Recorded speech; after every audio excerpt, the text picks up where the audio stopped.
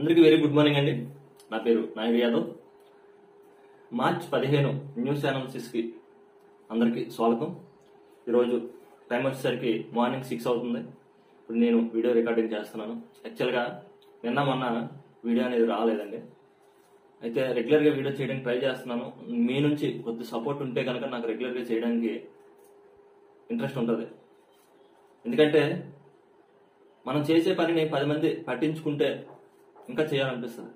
So ఖచ్చితంగా ఈ news analysis అయితే రెగ్యులర్గా చేయడానికి ట్రై చేస్తాను. అదే వచ్చేది ఇంకా పొలిటికల్ సీజన్ కాబట్టి పొలిటికల్ న్యూస్ చాలా మందికి కావాల్సి వస్తుంది. సో ఇంకా కంటెంట్ని బెటర్ చేసుకుంటున్నాను. కొత్తగా స్టూడియో అప్డేట్ చేస్తున్నాను. అదేవిధంగా నాకు స్క్రీన్ తీసుకోవడం జరిగింది. ఇంకా కొత్త కంటెంట్ యాడ్ చేయడం జరుగుతుంది. దయచేసి అందరూ సపోర్ట్ చేయండి. ఇక లేట్ చేయకుండా సబ్జెక్ట్లోకి వెళ్ళే ప్రయత్నం చేద్దాం. ఎస్బీఐ సుప్రీంకోర్టు ఆదేశాలకు అనుగుణంగా నిన్న ఎస్బీఐ ఎలక్టోరల్ బాండ్స్ ని ప్రకటించడం జరిగిందండి. ఎలక్టోరల్ బాండ్స్ అంటే చాలా మందికి తెలియదు.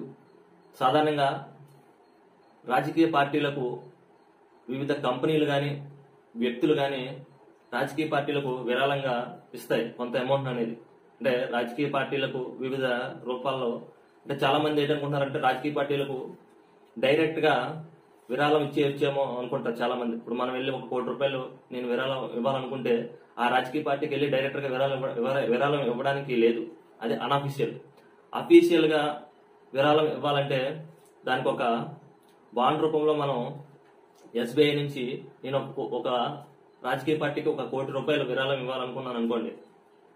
ఎస్బీఐ నుంచి నేను ఫలానా పార్టీకి ఎంత విరాళం ఇవ్వాలనుకుంటున్నానని వాళ్ళకి 1 కోటి రూపాయలు చెల్లిస్తే వాళ్ళు నాకు ఒక బాండ్ ఇస్తారన్నమాట.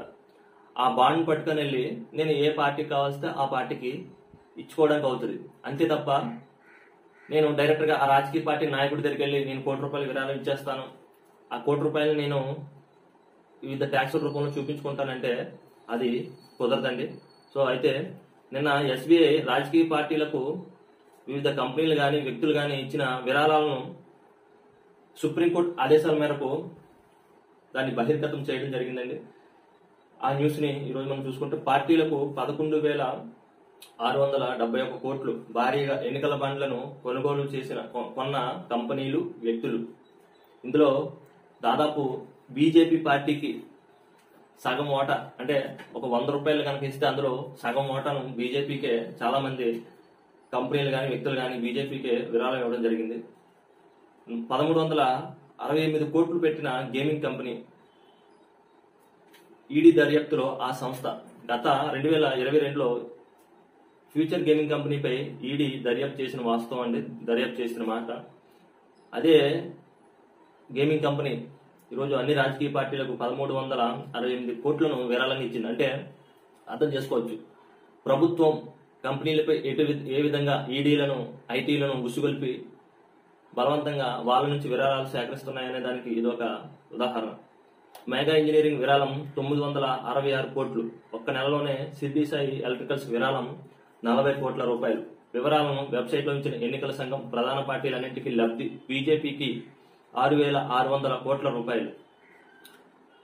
కంపెనీలు ఇచ్చిన మొత్తం విరాళం అన్ని పార్టీలకు ఇచ్చిన విరాళాలు 11,671 కోట్లయితే ఒక బీజేపీకి ఇచ్చిన అందులో 11,671 కోట్లలో బీజేపీకి ఇచ్చిన విరాళాలు 6,661 కోట్లు. అంటే దాదాపు సగం 40% మాట అనుకోవచ్చు. తృణమూల్ కాంగ్రెస్ కు 1,610 కోట్ల రూపాయలు, కాంగ్రెస్ కు 1,422 కోట్ల రూపాయలు, బీఆర్ఎస్ కు 1,215 కోట్ల రూపాయలు. వైఎస్ఆర్ కాంగ్రెస్ పార్టీకి 337 కోట్ల రూపాయలు, టీడీపీకి 219, జనసేనకు 21 కోట్ల రూపాయలు. బీఆర్ఎస్ భారతీయ జన రాష్ట్ర సమితి అంటే టీఆర్ఎస్ అనమాట.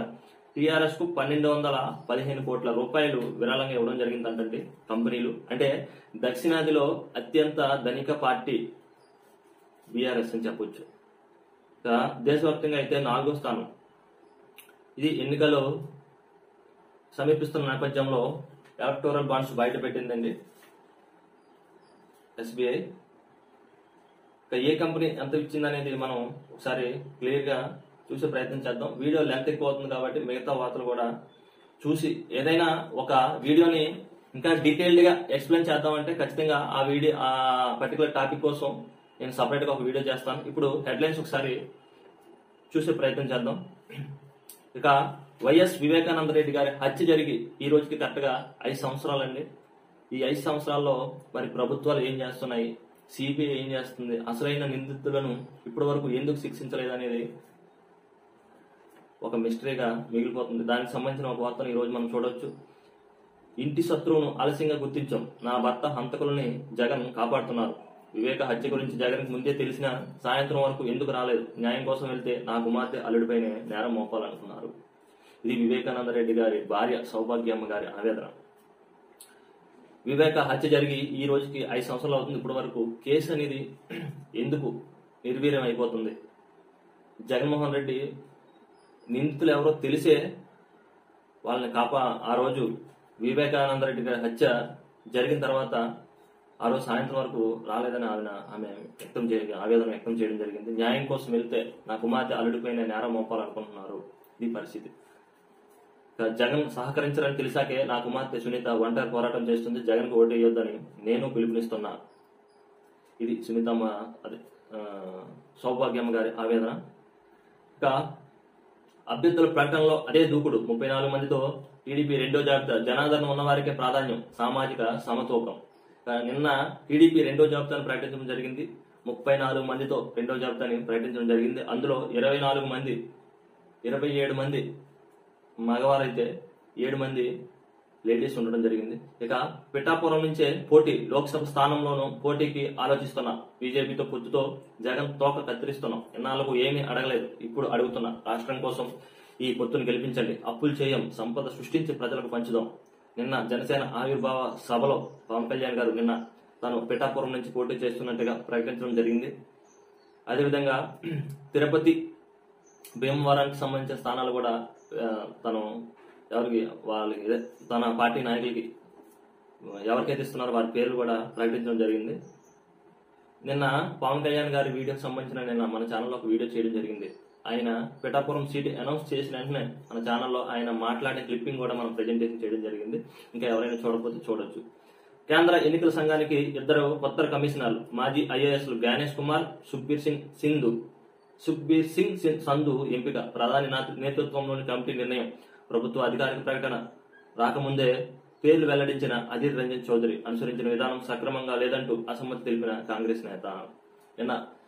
మొన్న EC election commissioner Arun Goyal రాజీనామా చేసిన నేపథ్యంలో ఎన్నికల సంఘంలో 2 ఖాళీలు ఏర్పడడంతో నిన్న 2 ఎన్నికల సంఘ కమిషనర్లు, కొత్త కమిషనర్లు నియామకం చేపట్టడం జరిగింది. ప్రధాని నేతృత్వంలోని ఎంపీ కమిటీ దీన్ని సెలెక్ట్ చేసింది. యాక్చువల్గా ఎన్నికల కమిషనర్లను నియమించాలంటే ఇదివరకు ముగ్గురు చేసేవారు, ప్రధానమంత్రి, అలాగే లోక్సభలో విపక్ష నేత, ప్రధాన ప్రతిపక్ష నేత, అదేవిధంగా సుప్రీంకోర్టు ప్రధాన న్యాయమూర్తి. యాక్చువల్గా ఈ ఎంపిక కమిటీని చేయాలి. అయితే తాజాగా సుప్రీంకోర్టు ప్రధాన న్యాయమూర్తిని ఈ ఎంపిక కమిటీ నుంచి తొలగించి ఆ స్థానంలో ప్రధానమంత్రి కేబినెట్ లో ఒక మంత్రిని తీసుకురావడం జరిగింది. దీనిపై సుప్రీంకోర్టులో విచారణ జరుగుతుంది. ఈ రోజు విచారణ జరిగే అవకాశం ఉంది. అయితే ఇది ఏమాత్రం యాక్సెప్టబుల్ గా లేదంటూ నిన్న ప్రతిపక్ష నేత అధీర్ రంజన్ చౌదరి అసమ్మతి తెలియజేశారు. ఎందుకంటే ఎన్నికల కమిషనర్ నియమించడం అనేది స్వతంత్ర ప్రతిపత్తితో జరగాలి. సుప్రీంకోర్టు ప్రధాన న్యాయమూర్తిని తప్పించడంతో ఎన్నికల కమిషన్ ఎంపిక అనేది అంత పారదర్శకంగా ఉండదు అనేది ప్రతిపక్షాల వాదన. ఇవి హెడ్లైన్స్ చూసుకుంటే, ఇక పెట్రోల్ డీజిల్ పై ధరల తగ్గింపు, లీటర్కు ₹2 చొప్పున తగ్గించారంట. జమిలి ఎన్నికలకు జై, రామ్నాథ్ కోవింద్ కమిటీ ఏకగ్రీవ సిఫార్సు. తొలుత లోక్సభ, అసెంబ్లీలకు, ఆ తర్వాత స్థానిక సంస్థలకు రాష్ట్రపతి ముర్ముకు నివేదిక. 2029కి జమిలి ఎన్నికలు పెట్టే అవకాశం ఉందండి. సో ఇక ఈరోజు అన్ని ప్రధాన వార్తాపత్రికల్లోని ఇవే అంశాలు ఇవ్వడం జరిగింది. ఇచ్చిన వార్తను తర్వాత పత్రికల్లో ఒకే వార్తను 2 సార్లు అయితే చదవనండి. ఎందుకంటే ఒకే వార్తను అన్ని ప్రధాన పత్రికల్లో వేస్తారు కాబట్టి ఒక పత్రికలో వేసిన వార్తను ఇంకో పత్రికలో వేసినా సరే దాన్ని మనం చూసి చూడొద్దండి. వేరే వేయని వార్త ఏదైనా ఉంటే మీకు ఎక్స్ప్లెయిన్ చేస్తాను. ఆంధ్రజ్యోతిలో సేమ్ ఈనాడు ఏవైతే వేసారో ఈ రోజు ఆంధ్రజ్యోతిలో కూడా అవే వేయడం జరిగింది.